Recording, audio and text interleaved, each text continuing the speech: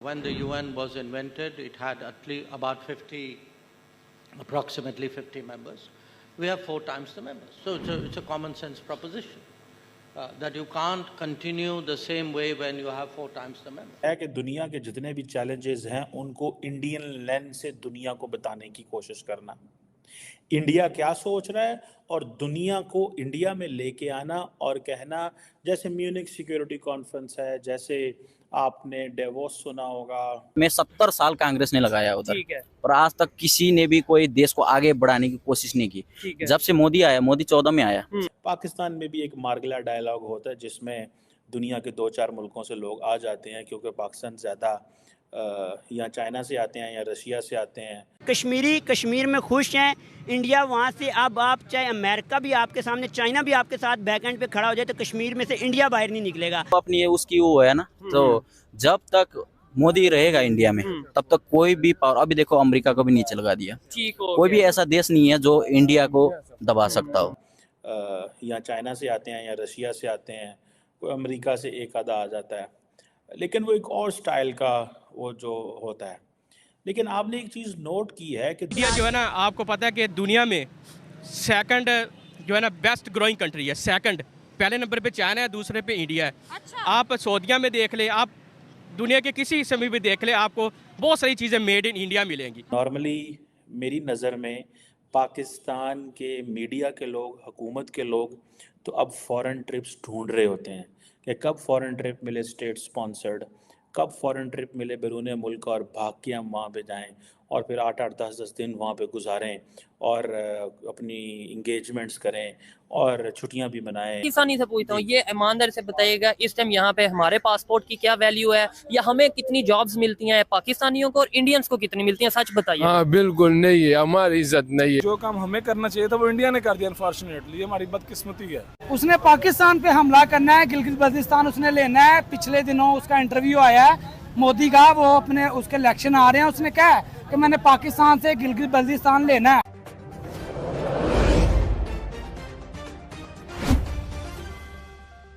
है कि दुनिया के जितने भी चैलेंजेस हैं उनको इंडियन लेंस से दुनिया को बताने की कोशिश करना, इंडिया क्या सोच रहा है और दुनिया को इंडिया में लेके आना और कहना, जैसे म्यूनिक सिक्योरिटी कॉन्फ्रेंस है, जैसे आपने डेवोस सुना होगा, इसी तरह रशिया भी एक कराता है। ये एक ट्रेंड है जो है वो इमर्ज हो गया है। पाकिस्तान में भी एक मार्गला डायलॉग होता है जिसमें दुनिया के 2-4 मुल्कों से लोग आ जाते हैं, क्योंकि पाकिस्तान ज़्यादा या चाइना से आते हैं या रशिया से आते हैं, कोई अमेरिका से एक आधा आ जाता है, लेकिन वो एक और स्टाइल का वो जो होता है। लेकिन आपने एक चीज़ नोट की है कि दुनिया के जितने मेजर डायलॉग्स हैं वहाँ पे पाकिस्तान एब्सेंट है। डेवोस में पुराना पाकिस्तान को बुलाया जाता है, पाकिस्तान वहाँ पे जाता है, लेकिन what can we contribute and how important it is. Normally मेरी नज़र में पाकिस्तान के मीडिया के लोग, हुकूमत के लोग तो अब फॉरेन ट्रिप्स ढूंढ रहे होते हैं कि कब फॉरेन ट्रिप मिले स्टेट स्पॉन्सर्ड, कब फॉरेन ट्रिप मिले बैरून मुल्क और भाग के हम वहाँ पे जाएं और फिर 8-8 10-10 दिन वहाँ पे गुजारें और अपनी इंगेजमेंट्स करें और छुट्टियां भी मनाएं और सरकारी खर्चे पे घूम फिर के भी आएँ। रेजीना डायलॉग जो है, ये जो डायलॉग है, जैसे मैंने बताया, एक एनुअल कॉन्फ्रेंस है जियो पॉलिटिक्स एंड जियो इकोनॉमिक्स पे, और जो कॉन्फ्रेंस है ये हर साल दिल्ली में होती है, जहाँ पे पूरी दुनिया के politicians, business, media, civil society आते हैं। आई थिंक पिछले साल मेरा ख्याल है इन्होंने बुलाया था, पिछले साल आई थिंक EU की जो हेड थी उनको बुलाया था।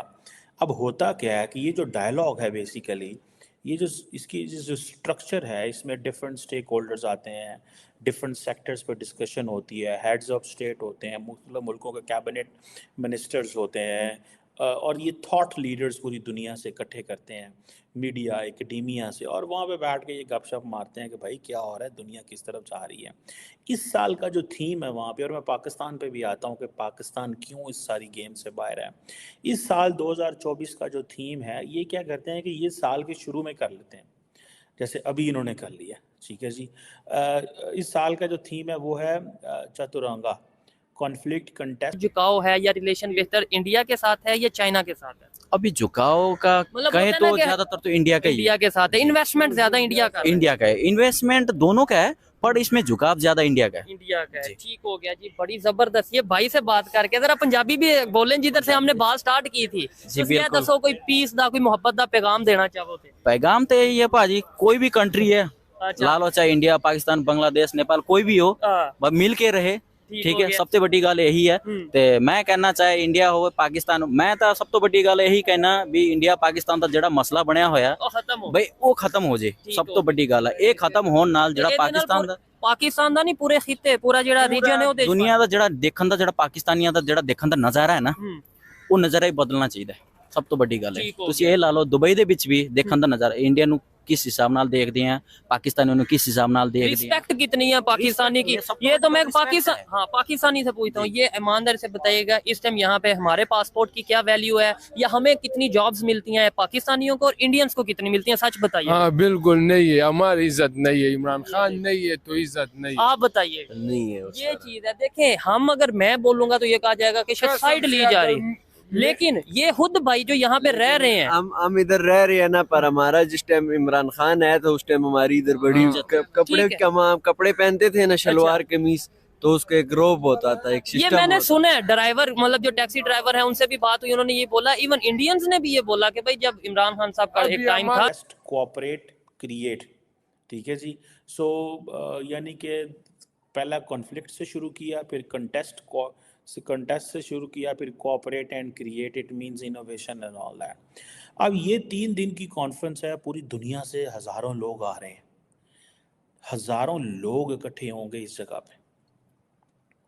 और ये आप इमेजिन करें, मैं तो समझता हूँ कि जिन टॉपिक्स पे ये बातें कर रहे हैं वो टॉपिक्स तो पाकिस्तान के किसी मेन स्ट्रीम में आपको नज़र में भी आएंगे। For example tech frontiers, regulations and realities.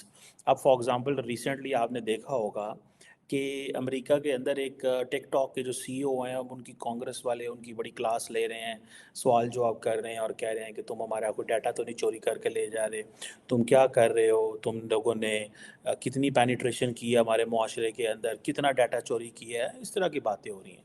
So take frontiers के हवाले से एक डिस्कशन होगी, डिफरेंट सारी बातें उसमें लोग होंगे। देन पीस एंड प्लानट के हवाले से इन्वेस्ट एंड इनोवेट, वो कह रहे हैं इंडिया अपने मौक़िफ़ देना चाहता है कि पीस है विद द प्लानट, कि प्लानट के साथ अमन के साथ रहें। सो रशिया को भी स्नब कर रहे हैं, अमेरिकन को भी, सबको भी। इन्वेस्ट एंड इनोवेट मींस कि आइंदा आने वाली जो सोसाइटीज़ हैं उनमें इन्वेस्ट करें और इनोवेशन करें जितने ज़्यादा ज़रूरी हैं। फिर सारी बात है जो इम्पोर्टेंट चीज़ है वो war and peace, armours and asymmetries. इसका मतलब ये है कि जंग जो है वो जंग और अमन की बात होगी, वेपनरी की बात होगी, और जो कमियां हैं, एसिमेट्री कहाँ मसाइल कहाँ पे हैं, उसके ऊपर भी बात होगी। Then डीकॉलोनाइजिंग multilateralism,